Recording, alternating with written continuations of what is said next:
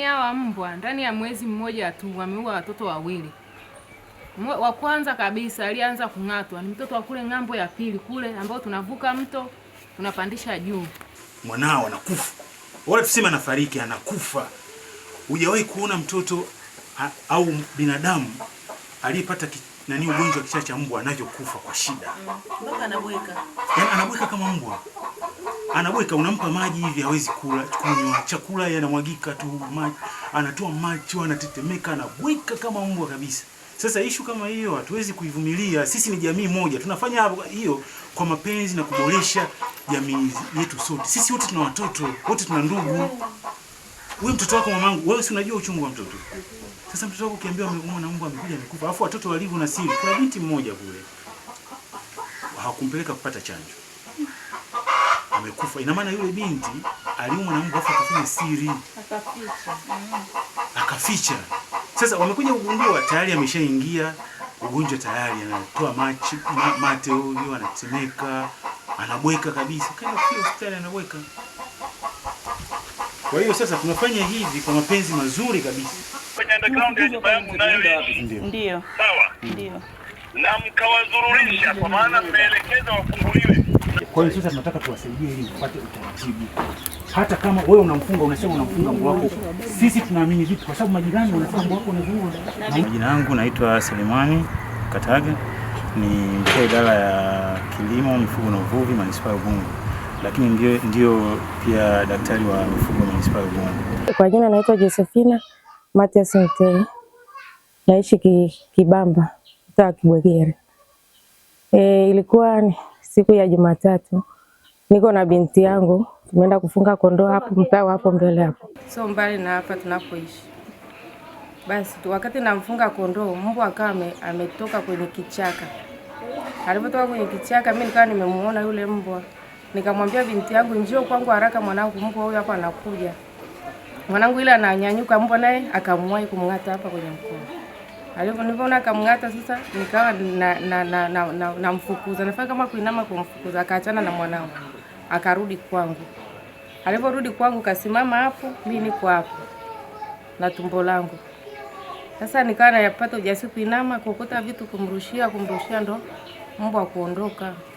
Kwa hiyo baada ya hapo mbwa alipoondoka nikachukua maji kwa jirani pale nikamnawisha na sabuni. Nikaja nikajiandaa nikamkimbiza hospitali ya Kibwegere. Hospitali ya Kibwegere pale wakatuambia hapa chanjo hamna, ila huduma ya kwanza pale tuliipata. Tukaelekeza tukaambia kuna hospitali ambayo ipo Mpigi kule. Ndio tukampeleka pale. Yaani kwanza nilichanganyikiwa. Kwanza alikuwa na mimba ambayo anaenda kujifungua wiki inayokuja. Umeona? Sasa nilipoona mbwa anapokuja na ile alilokuwa nani, Mungu alinipa tu ujasiri wa ajabu. Kwa hiyo nikajikuta napambana na ule mbwa kumfukuza. Ule mbwa alipoondoka, yani nililia.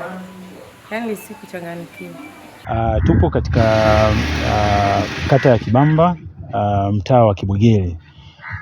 Kimsingi ni kwamba tumepata matukio kadhaa ya mbwa wenye vichaa ambao wamepelekea kuleta taharuki katika jamii, wameng'ata watu zaidi ya 3, lakini pia tumepata vifo viwili.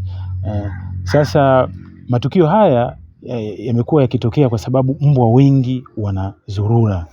Na baada ya kutembea katika nyumba nyingi za Kibwegere, tumekuta kwamba watu wengi wanamiliki mbwa, lakini kwanza hawana vibali kutoka manispaa vya kufuga mbwa, lakini pili hawana fensi ambao itasaidia mbwa wale basi jioni katika shughuli za ulinzi wakifunguliwa wawe ndani ya fensi.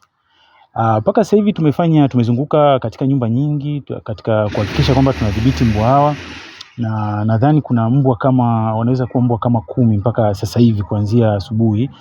Tumeweza kuwachukulia hatua 2-3 za kuwadhibiti, lakini zoezi hili ni endelevu. Tutaendelea kufikia mbwa wengi iwezekanavyo. Kimsingi tunaomba ushirikiano kutoka kwa wananchi, kwa sababu kumekuwa na kelele nyingi kwamba mbwa wanaleta madhara, na madhara yameonekana. Lakini tunakwenda kwa baadhi ya wananchi ambao wanafuga mbwa, wamekuwa hawatoi ushirikiano. Kimsingi wanazuia tusiweze kuwafikia mbwa wao, wanazuia, lakini kimsingi hawana fensi na wala hawana vibali. Sasa kwa maana hiyo mimi naomba nitoe tu angalizo na naomba nitoe rai kwa wananchi wa kata hii ya Kibamba na mtaa huu wa Kibwegele na sehemu nyingine zote za manispaa ya Ubungo. Kwanza waombe vibali vya kufuga kutoka manispaa. Vibali hivi ni bure. Ukiomba kibali, afisa atakuja atakagua nyumba yako, na kama una hadhi ya kufuga mbwa utapewa kibali. Kama hauna hadhi utapewa elimu nini ufanye ili uweze kufuga mbwa. Na baada ya pia utaelimishwa uwe na fensi na vitu kama hivyo.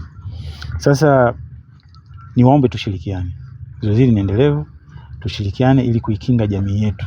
Wanaoathirika zaidi na mbwa ni watoto wadogo na wanawake. Kwa sababu wanawake ndio wanabaki nyumbani, wanawake ndio wanafanya shughuli nyingi sana za nyumbani za hapa na pale. Na watoto wadogo ndio wanatembea sana kwenda shule, kwenda wapi na wapi. Lakini watoto wadogo wana tabia ya kucheza na wanyama, wakiwakuta wanarushia mawe kwa sababu hawafahamu. Sasa tujifunze namna ya kuishi na hawa mbwa ili tusiweze kuleta madhara kwa wanawake na watoto wadogo. Mimi naitwa Eliminata Eligi Tarimu. Naishi Kibwegele. Sisi tukiwa kama wazazi na tunategemea kwamba watoto wetu kesho kutwa wanaenda shule. Je, nani atawasaidia?